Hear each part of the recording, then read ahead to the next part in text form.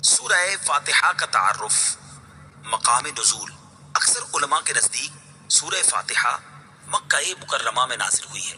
امام مجاہد رحمۃ اللہ تعالی علیہ فرماتے ہیں سورہ فاتحہ مدینہ منورہ میں نازل ہوئی ہے، اور ایک قول یہ ہے کہ سورہ فاتحہ 2 مرتبہ نازل ہوئی، ایک مرتبہ مکہ مکرمہ میں اور دوسری مرتبہ مدینہ منورہ میں نازل ہوئی ہے۔ آیات، کلمات اور حروف کی تعداد، اس صورت میں ایک رکوع، 7 آیتیں، 27 کلمے اور 140 حروف ہیں۔ سورہ فاتحہ کے اسماء اور ان کی وجہ تسمیہ، اس سورت کے متعدد نام ہیں، اور ناموں کا زیادہ ہونا اس کی فضیلت اور شرف کی دلیل ہے۔ اس کے مشہور 15 نام یہ ہیں۔ نمبر 1، سورہ فاتحہ۔ سورہ فاتحہ سے قرآن پاک کی تلاوت شروع کی جاتی ہے، اور اسی سورت سے قرآن پاک لکھنے کی ابتدا کی جاتی ہے، اس لیے اسے فاتحۃ الکتاب یعنی کتاب کی ابتدا کرنے والی کہتے ہیں۔ نمبر 2، اس سورت کی ابتدا الحمدللہ سے ہوئی، اس مناسبت سے اسے سورۃ الحمد یعنی وہ سورت جس میں اللہ تعالیٰ کی حمد بیان کی گئی ہے کہتے ہیں۔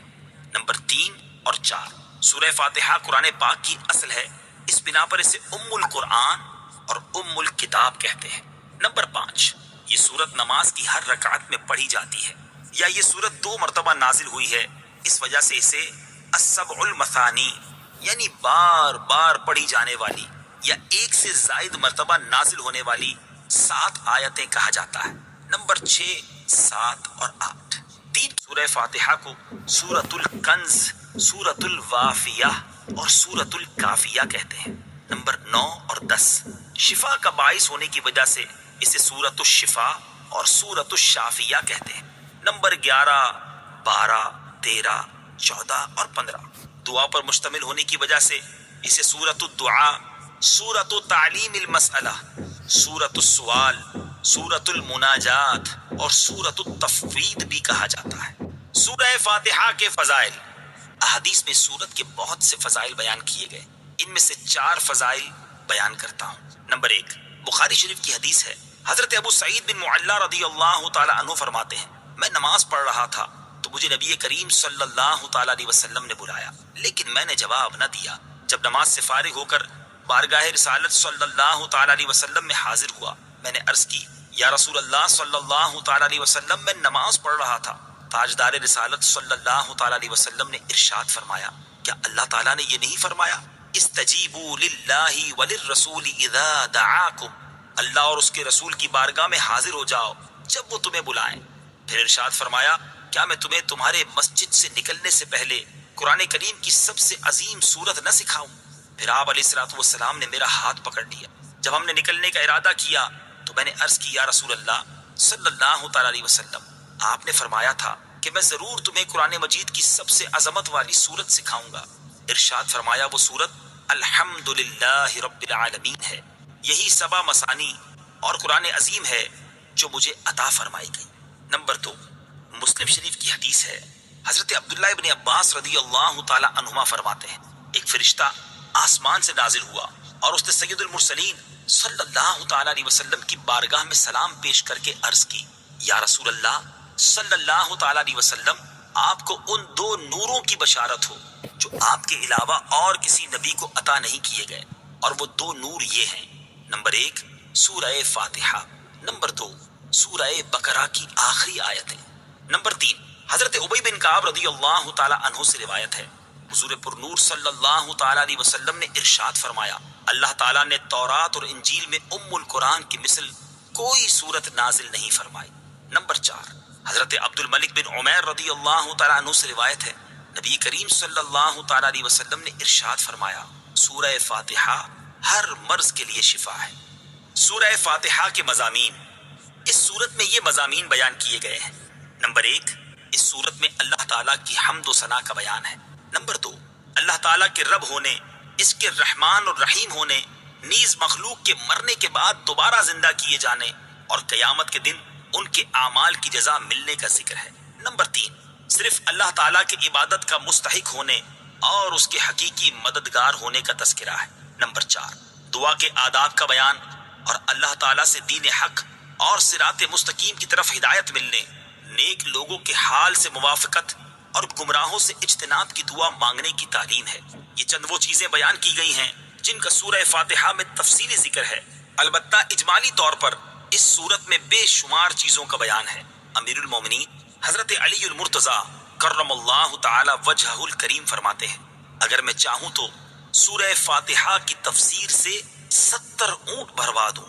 اعلیٰ حضرت امام احمد رضا خان علیہ رحمت الرحمان حضرت علی المرتضیٰ کرم اللہ تعالی وجہ الکریم کا یہ قول نقل کرنے کے بعد فرماتے ہیں، ایک اونٹ کئے یعنی کتنے ہی من کا بوجھ اٹھاتا ہے، اور ہر من میں کئے یعنی کتنے ہزار اجزاء ہوتے ہیں، ان کا حساب لگایا جائے تو یہ حساب سے تقریباً 25 لاکھ جز بنتے ہیں۔ یہ فقط سورہ فاتحہ کی تفسیر ہے۔ سورہ فاتحہ سے متعلق شرعی مسائل۔ نمبر 1، نماز میں سورہ فاتحہ پڑھنا واجب ہے۔ امام اور تنہا نماز پڑھنے والا اپنی زبان سے سورہ فاتحہ پڑھے گا، جبکہ مقتدی امام کے پیچھے خاموش رہے گا، اور جہری نماز میں اس کی قراءت بھی سنے گا، اور اس کا یہی عمل پڑھنے کے حکم میں ہے۔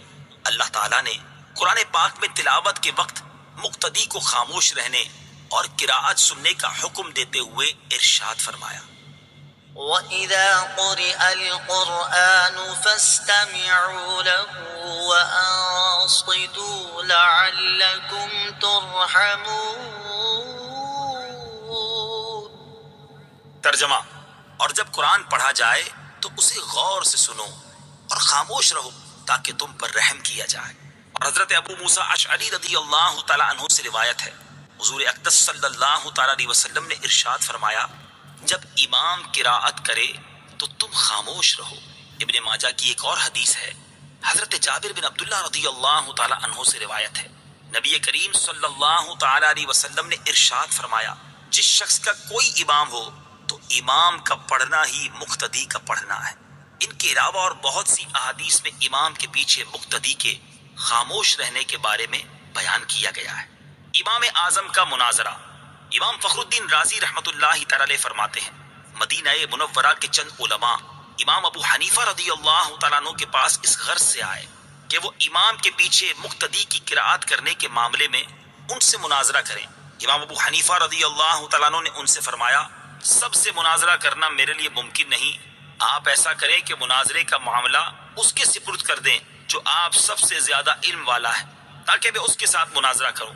انہوں نے ایک عالم کی طرف اشارہ کیا تو امام ابو حنیفہ رضی اللہ تعالیٰ عنہ نے فرمایا، کیا یہ تم سب سے زیادہ علم والا ہے؟ انہوں نے جواب دیا، ہاں۔ امام ابو حنیفہ رضی اللہ تعالیٰ عنہ نے فرمایا، کیا میرا اس کے ساتھ مناظرہ کرنا تم سب کے ساتھ مناظرہ کرنے کی طرح ہے؟ انہوں نے کہا، ہاں۔ امام ابو حنیفہ رضی اللہ تعالیٰ عنہ نے فرمایا، اس کے خلاف جو دلیل قائم ہوگی وہ گویا کہ تمہارے خلاف قائم ہوگی۔ انہوں نے جواب دیا، ہاں۔ امام ابو حنیفہ رضی اللہ تعالیٰ عنہ نے فرمایا، اگر میں اس کے ساتھ مناظرہ کروں اور دلیل میں اس پر غالب آ جاؤں تو وہ دلیل تم پر بھی لازم ہوگی۔ انہوں نے کہا، ہاں۔ امام ابو حنیفہ رضی اللہ تعالیٰ عنہ نے دریافت کیا، وہ دلیل تم پر کیسے لازم ہوگی؟ انہوں نے جواب دیا، اس لیے کہ ہم اسے اپنا امام بنانے پر راضی ہیں تو اس کی بات ہماری بات ہوگی۔ امام ابو حنیفہ رضی اللہ تعالیٰ عنہ نے فرمایا، ہم بھی تو یہی کہتے ہیں کہ جب ہم نے ایک شخص کو نماز میں اپنا امام مان لیا تو اس کا قراءت کرنا ہمارا قراءت کرنا ہے اور وہ ہماری طرف سے نائب ہے۔ امام ابو حنیفہ رضی اللہ تعالی عنہ کی یہ بات سن کر سب نے اقرار کر لیا کہ امام کے پیچھے مقتدی قراءت نہیں کرے گا۔ نمبر 2، نماز جنازہ میں خاص دعا یاد نہ ہو تو دعا کی نیت سے سورہ فاتحہ پڑھنا جائز ہے، جبکہ قراءت کی نیت سے پڑھنا جائز نہیں۔